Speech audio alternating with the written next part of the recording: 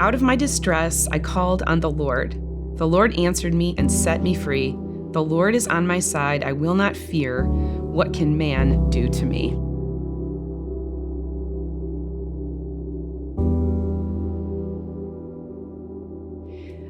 Part of my faith story is that when I was, I think, 9 or 10 years old, my mom took my brothers and I out of a traditional church, and we started going to a home church, which I believe probably started off, with good intent. I mean, we were reading the Bible and praying for one another and worshiping and such, but something went south along the way.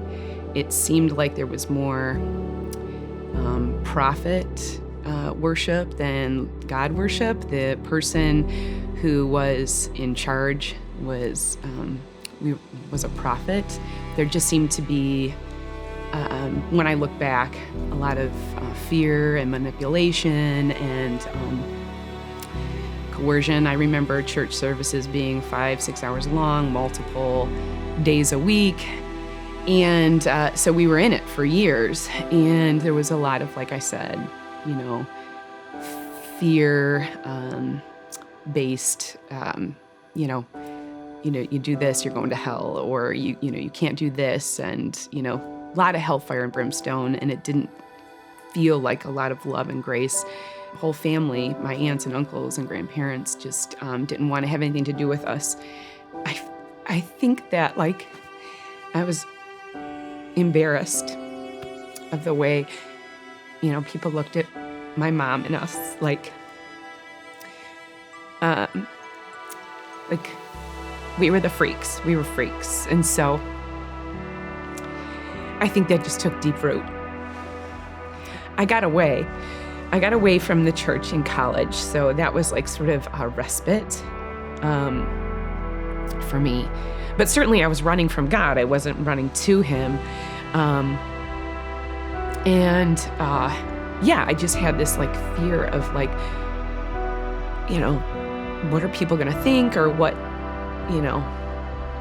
I just didn't have anything to do with faith and church and God. And so graduated from college and got my first job. I was a teacher, and it was when I met a friend who was a faith-filled friend, and he invited me to his wife's Bible study in their home. And that's where,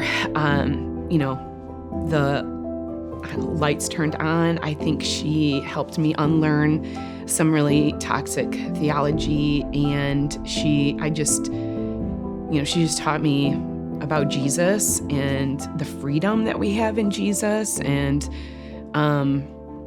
she talked about, really you should find a real Bible strong church. And so I was newly married, and my husband and I were, looking around for a church, and we came across Grace, and, it was at the Tuesday Women's Bible Study.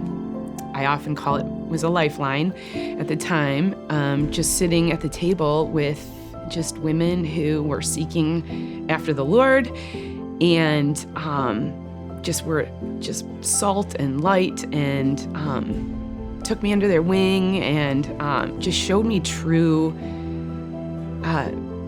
grace and freedom in Christ. And I was like, yeah, this is beautiful. The Lord's redemptive story in my life is that, I want to be a God pleaser, not a man pleaser. I want to be a part of that good thing, the family of God, and I want to see it done the way He wants it, and not abused, used to abuse and coerce people to do stuff. What I was exposed to. Does that make sense? He is the truth, and the truth sets you free.